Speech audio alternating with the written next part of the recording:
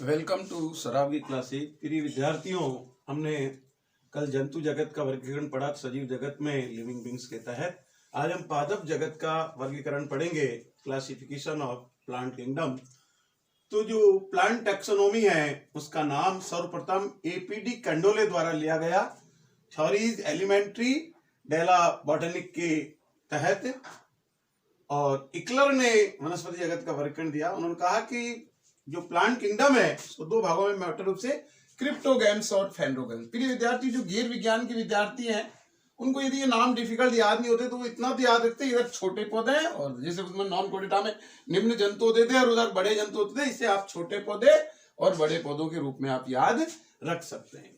दूसरा ये है कि इसमें जो विशेष रूप से हमें देखने को मिलता है कि क्रिप्टोगैम्स जो छोटे पौधे हैं अकॉर्डिंग टू डेवलपमेंट उनको तीन उप प्रभाग, ये जैसे ये प्रभाग है, प्रभाग का मतलब डिवीजन,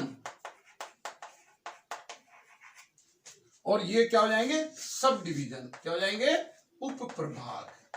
कंफ्यूज नहीं है बिल्कुल, उप प्रभाग। Thallophyta, bryophyta, pteridophyta. और इनके नाम भी बड़े विचित्र हैं। थेलो का मतलब इनकी आकृति थैलस के समान है, थैलस, इसलिए इनको नाम दे दिया थेलोफाइटा। जब हम माइक्रोस्कोप से देखते हैं इनके सेल्स को तो शैवाल जो होता है वो गुच्छे के रूप में देखते, बाकी बहुत ही मतलब जो है सूक्ष्म होते हैं और वो मिल करके उच्च। तो थेलोफाइटा को चार वर्ग में बांटा, शैवाल, कवक, लाइकेन और जीवाणु। तो पहले हम शैवाल की बात करते हैं। प्रिय विद्यार्थियों, शैवाल जिसको पढ़ाई में हम शैवाल बोलते हैं, आम भाषा में इसको काई बोलते हैं। हम कहते हैं ना मटकी में काई जम गई, टंकी के नीचे काई आ गई, पानी जहां लंबे समय तक टपक टपक गिरता रहता है काई जम जाती है। और मारवाड़ी भाषा में अपन उसको कांजी कहते हैं कि जो है कांजी जम गई। काई और कांजी दोनों वर्ड गांव में यूज किया जाता है, शहर में भी। और ये अलग अलग रंग के होते हैं, लाल शैवाल, नीले हरे शैवाल, भूरे शैवाल, हरे शैवाल। तो लेकिन ये कैसे भी हो, इनमें पर्णहरित की मात्रा पाई जाती है। इसका मतलब है कि इनमें प्रकाश संश्लेषण की क्रिया होती है। मैं पूर्व में बता चुका हूं कि प्रकाश संश्लेषण का मतलब पौधे अपना भोजन जो श्रम बनाते हैं वो ऑटोट्रॉफ्स कहलाते हैं, श्रम पोषी कहलाते हैं। All the green plants of nature prepare their food in the form of glucose, liberate oxygen as a by product. संसार के समस्त हरे पेड़ पौधे सूर्य के प्रकाश की उपस्थिति में जड़ों द्वारा अवशोषित खनिज, लवण एवं जल के माध्यम से पत्तियों में पाए जाने वाले पर्णहरित के द्वारा ग्लूकोज के रूप में अपना भोजन बनाते हैं और सह उत्पाद के रूप में ऑक्सीजन गैस छोड़ते हैं। इस क्रिया को प्रकाश संश्लेषण कहते हैं। और हमारा जो संपूर्ण विश्व है, जो अपन कई चीजों को पढ़ चुके हैं कि 71% जो है जल पाया जाता है। इसका मतलब समुद्री जल है, हमारा महासागरीय जल है। उस महासागरीय जल को पीने के काम तो लेते, लेकिन हमारे अन्य कामों में खूब काम आता कि वहां जो है शैवाल लता होती है और वो शैवाल जो है हमारे दूसरे प्रकाश संश्लेषण का 90% प्रकाश संश्लेषण शैवालों के माध्यम से होता है। और अब देखिए कि शैवाल जो है भोजन के रूप में भी काम आता है, अपन आगे पढ़ेंगे। तो शैवाल में जो जनन होता है वो कायिक भी होता है, अलैंगिक भी होता है, लैंगिक होता है। यानी जनन जो पादपों में जनन है 3 प्रकार का होता है, तीनों प्रकार का इन शैवालों में होता है। और जिस विज्ञान की शाखा में इसका अध्ययन किया जाता है शैवाल को, उसको फाइकोलॉजी कहते हैं, कवक में माइकोलॉजी, है ना। और इसके जो उदाहरण है क्लेमाइडोमोनास, स्पाइरोगायरा, बॉल वॉक्स, Oscillatoria, कीटोफेरा, Clostridium, chlorella, diatom, kelp. अब ये जो शैवाल है, कैल्प नामक समुद्री शैवाल से आयोडीन प्राप्त की जाती है, जिससे अपन औषधि और कई चीजों में काम आती है। और क्लोरेला से मतलब खाने के काम ले जाता है, लेकिन प्रोटीन होता है, मतलब टनों में प्रोटीन प्राप्त होता है, सर्वाधिक प्रोटीन प्राप्त होता है। तो इसलिए इसमें लाभदायक और हानिकारक दोनों प्रकार की जातियां होती हैं। तो हमारे और महत्व के दृष्टिकोण जो चीनी मिलें हैं, उन चीनी मिलों में छन्ने के रूप में शैवाल का काम रहता है। कांच का जो निर्माण होता है उसमें काम वार्निश जो बनती है, पॉलिश जो बनती है ना।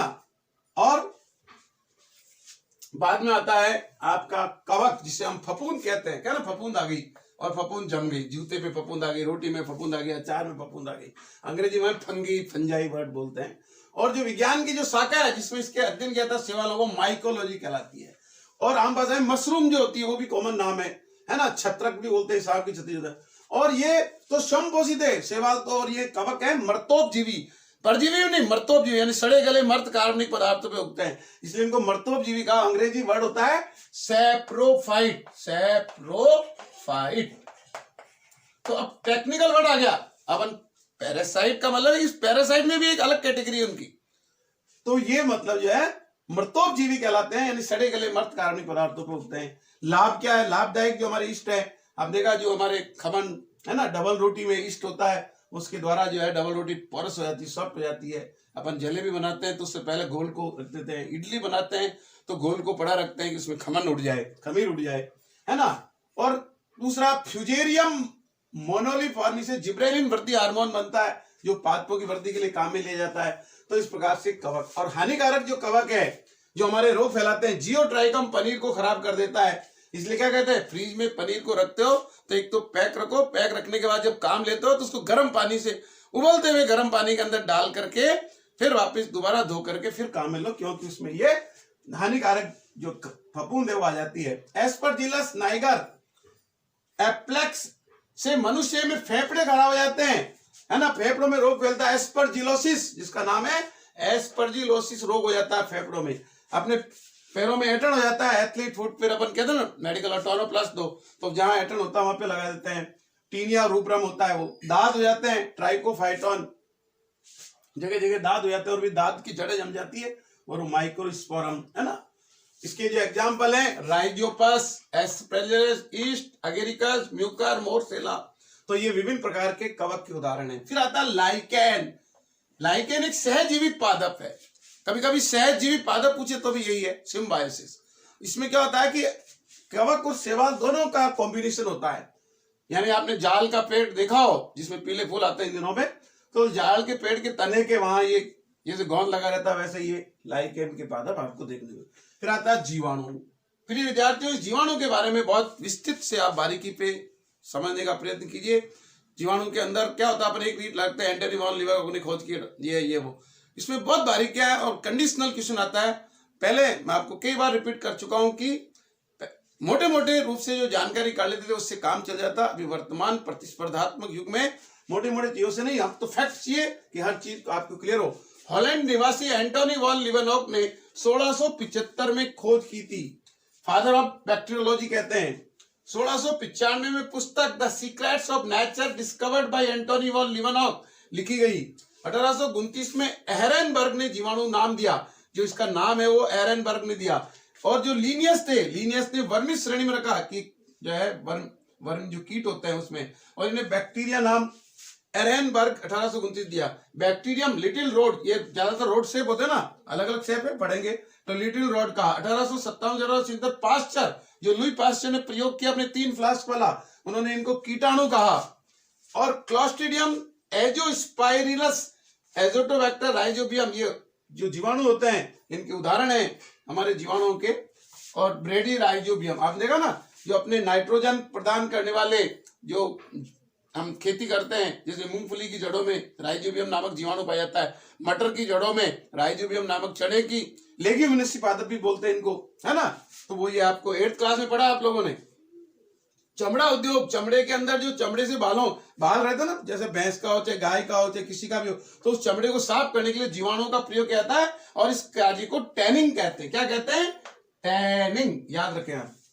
गोलाणु, मतलब जीवाणु 4 प्रकार के होते हैं। गोलाणु जिनको कोकस कहते हैं अंग्रेजी में, दंडाणु जिसको बैसिलस कहते हैं, सर्पिलाणु स्पिरिलम कहते हैं, विब्रियो ये हैजा के जीवाणु होते हैं, है ना, विब्रियो कोमा के आकार के होते हैं। इनमें जो जनन होता है जीवाणु में, कायिक जनन और अलैंगिक जनन, कायिक और अलैंगिक जनन होता है। जीवाणु जनित रोग कौन कौन से हैं जो पूछा जाता है, अपन अलग से तो पढ़ेंगे, लेकिन यहाँ जीवाणु के साथ पढ़े। हेजा जिसको अंग्रेजी में कोलेरा बोलते हैं, न्यूमोनिया जिसको अपन आम भाषा में न्यूमोनिया ही बोलते हैं, सिफिलिस जो मतलब जनित रोग है, टिटनस, टिटनस का टीका लगाना, टीबी, राज एक्समा और क्षय एक्समा, मोती जरा जिसको टाइफाइड भी बोलते हैं, पानी जरा बोलते हैं आम भाषा में, तो ये मोती जरा कहलाता है, typhoid. Code, leprosy, diphtheria, Rohini, anthrax, black leg of cattle पशुओं में रोग होता है, चिकन कॉलरा जो मुर्गियों में घातक रोग होता है। तो इस प्रकार ये जीवाणु जनित रोग है जिसको आपको। अब आता है, हमने थैलोफाइटा प्रभाव सब डिवीजन को पूरा पढ़ लिया कि थैलोफाइटा को 4 भागों में बांटा और उनके कैरेक्टर्स एग्जाम्पल को जाना। फिर आता है ब्रायोफाइट। ब्रायोफाइटा पृथ्वी पर उगने वाले प्रथम पादप है। बोले आप पहले ये क्या थे भाई, ये जैसे अमीबा पैरामीशियम से छोटे, तो इनमें कोई जड़ तना पत्ती तो थी नहीं थैलोफाइटा में। थैलोफाइटा में जड़ तना पत्ती नहीं थी, केवल प्लांट किंगडम में इनको अध्ययन करे। पादप पौधे का मतलब जिनमें जड़ तना पत्ती हो। तो पृथ्वी पर उगने वाले प्रथम पादप ब्रायोफाइट है, क्योंकि इनमें अल्प विकसित जड़ तना पत्ती होती है। इस प्रकार जैसे आपने ये अपने एपोसाइनेसी के फ्लावर होते ना, वैसे इनकी पत्ती होती है। जैसे पानी की प्याऊ है, प्याऊ के पास खरपतवार भी रहती है, पत्ते मतलब वो आ जाते हैं और वहां पे ऐसे पादप सर्वाइव कर जाते हैं। तो मॉस इसका उदाहरण है। मॉस का पौधा, नींबू पीला कलर होता है इनका पत्तियों का। फ्यूनेरिया, तो ये इनके जीवन चक्र आप हायर क्लास में पढ़ेंगे, तो ये आपको ध्यान। और इसमें जो स्पैगमनम पौधे का प्रयोग एंटीसेप्टिक दवा के, एक पौधा होता है इसमें, और इनको एम्फीबिया का दर्जा भी दिया है, मतलब पादप जगत के उभयचर एक प्रकार के हैं। तो ये मतलब जो है इनकी जड़ें अस्थिर एक प्रकार की है।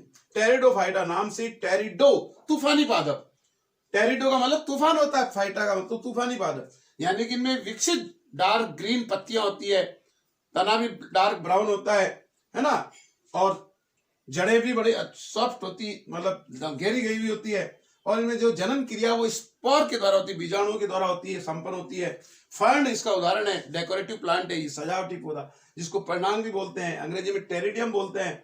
इसमें गुणसूत्रों की संख्या ज्यादा होती है, 1156 गुणसूत्र पाए जाते हैं फंड, इसलिए गर्म प्रकृति का होता है। मतलब जो है कहते हैं कि एक्सिस सिस्टम हुआ, ये फंड हुआ, इनमें सोने की मात्रा आंशिक रूप से विद्यमान रहती है। तो प्रिय विद्यार्थियों, इस प्रकार से हम एक एक चीज को यदि क्लियर करते हैं तो निश्चित रूप से हमें मतलब जो है ये सीखने को मिलता है, और आप इसको अच्छी तरह से याद करें।